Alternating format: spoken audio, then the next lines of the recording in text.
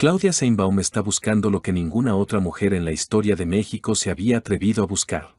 Y, para muchos, tiene más chances que ninguna otra mujer en la historia moderna del país de conseguirlo. Pero tienes que saber. ¿Quién es Claudia Sheinbaum Pardo?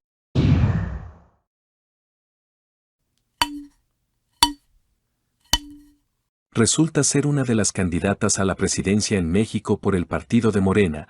Nació en Ciudad de México, el 24 de junio de 1962. Es política, científica, escritora y académica mexicana de ascendencia judía. A lo largo de este video vamos a realizar un pequeño resumen de lo que fue el camino político de Claudia. Y un dato no menor para sumar a lo que acabamos de mencionar al inicio, es que forma parte como miembro fundador del partido Morena. Fue jefa de gobierno de Ciudad de México entre el 5 de diciembre de 2018 y el 16 de junio de 2023, y algo muy sorprendente es que es la primera mujer electa que ejerce el cargo. En cuanto a sus raíces, podríamos decir que la sangre política viene desde sus padres, ya que fueron participantes del movimiento estudiantil en México de 1968. Sumado a esto, se casó en 1987 con Carlos Imaz Gispert, miembro fundador del Partido de la Revolución Democrática, PRD, y jefe delegacional de Tlalpan, aunque se separaron en 2016. En lo que respecta a sus estudios, cursó el bachillerato en el Colegio de Ciencias y Humanidades, donde se involucró en las movilizaciones por los derechos de jóvenes aspirantes a ingresar a la UNAM que eran rechazados. Y también fue durante esta época donde tuvo contacto con la lucha de las madres de desaparecidos y presos políticos. Sus estudios universitarios los cursó en la Facultad de Ciencias de la Universidad Nacional Autónoma de México. Fue integrante del Consejo Estudiantil Universitario de la UNAM, grupo que posteriormente se convertiría en el brazo juvenil fundador del Partido de la Revolución Democrática. Así es, y es en esta universidad donde obtuvo en 1989 la licenciatura en física. Para el año 1995 fue la primera mujer en ingresar al doctorado en Ingeniería en Energía en la Facultad de Ingeniería de la UNAM y obtener un grado de doctora con la tesis, Tendencias y Perspectivas de la Energía Residencial en México. Fue asesora de la Comisión Nacional para el Ahorro de Energía y de la Gerencia de Estudios Económicos de la Comisión Federal de Electricidad, CFE. Hasta aquí tenemos un breve resumen de su trayectoria hasta la universidad. ¿Y si ahora nos informamos más en lo que fue el camino político? Ya. Para el año 2000 fue presentada su inclusión en el gabinete del jefe del DF Andrés Manuel López Obrador, asumiendo la Secretaría de Medio Ambiente del Distrito Federal. Entre varios proyectos, fue responsable de la construcción del segundo piso del periférico, de la primera línea del Metrobús. Entre sus logros se destacan la reducción de los índices de contaminación atmosférica y la creación de las reservas ecológicas comunitarias. Renunció a su cargo en mayo de 2006 para integrarse al equipo de campaña de Andrés Manuel López Obrador, como su vocera para las elecciones presidenciales de 2006. Posteriormente fue encargada de la Secretaría de Defensa del Patrimonio Nacional del llamado Gobierno Legítimo, encabezado por López Obrador. Allí coordinó el movimiento en defensa del petróleo, formando brigadas de mujeres a las que se les llamó Adelites, en clara referencia a las mujeres que participaron en la Revolución Mexicana, quienes realizaron intensas movilizaciones en protesta por el corto tiempo planteado para legislar y debatir la reforma energética, y en contra del presunto intento de privatización de Pemex. En el año 2007, se incorporó al Grupo Intergubernamental de Expertos sobre el Cambio Climático de la ONU. Dicho grupo fue galardonado con el Premio Nobel de la Paz el mismo año. En 2011, participó de la constitución del Movimiento de Regeneración Nacional, Morena, como asociación civil.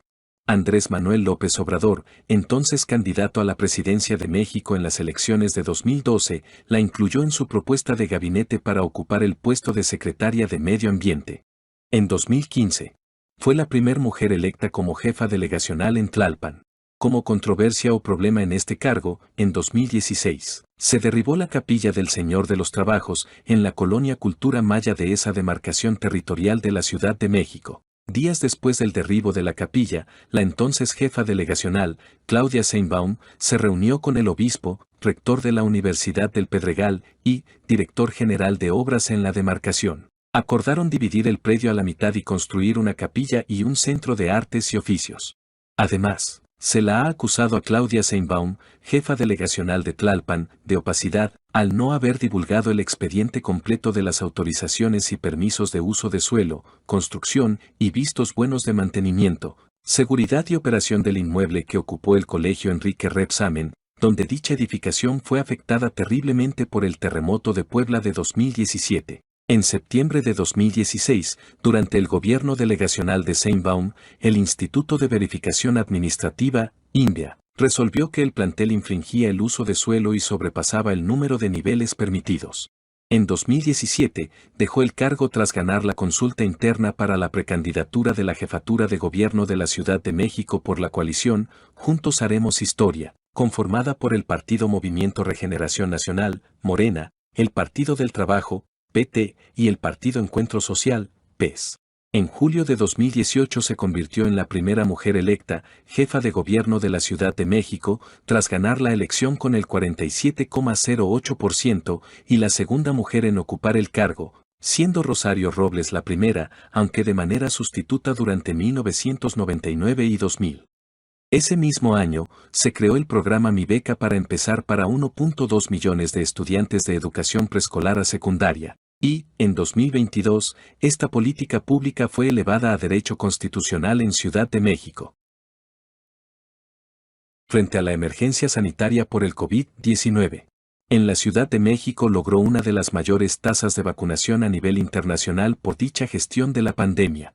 La Ciudad de México fue reconocida por la UNESCO con el premio NATAXPLO Ranking Series 2021.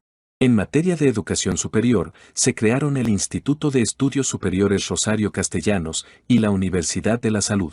Además, se instalaron en barrios, colonias y pueblos de menor índice de desarrollo social, centros comunitarios denominados pilares, espacios que fomentan la educación, la formación para la autonomía económica, la cultura, el deporte, entre otras áreas. Otro gran problema en que se la había visto envuelta es en la alcaldía Tláhuac, donde el 3 de mayo de 2021 colapsaron vías y vagones del tramo aéreo del metro de la Ciudad de México. El saldo fue de 26 fallecidos, 80 heridos y 5 desaparecidos. La línea 12 fue inaugurada el 30 de octubre de 2012 por el entonces jefe de gobierno de la Ciudad de México, Marcelo Ebrard Casaubon, y el entonces presidente de México, Felipe Calderón Hinojosa. Desde semanas antes de la inauguración se detectaron fallas de construcción, por lo que a lo largo de más de 3 años fue necesario suspender el servicio de transporte varias veces para mejorar su mantenimiento. La empresa noruega Det Norsk Veritas, DNV, encargada de investigar las causas del colapso de la línea 12 del metro, detectó que una de las vigas que se vinieron abajo ya presentaba fallas estructurales desde antes del terremoto de 19 de septiembre de 2017, factor que había causado problemas en el tramo elevado de la línea que colapsó. El 28 de junio de 2021, la directora general del Metro de la Ciudad de México, Florencia Serranía Soto, quien había asumido el cargo el 5 de diciembre de 2018, fue despedida por Claudia Sheinbaum. El domingo 15 de enero de 2023. El tramo subterráneo de la línea 12 fue reabierto en sus 9 estaciones, reapertura que fue certificada por la empresa internacional TÜV Rheinland y el Consejo Consultivo del Metro. Al parecer, estos problemas mencionados que le tocó vivir en sus respectivas funciones del cargo ya se venían arrastrando de gobiernos anteriores, pero por supuesto, la última palabra la tienen ustedes, de cada hecho que se vive en nuestro tan querido México.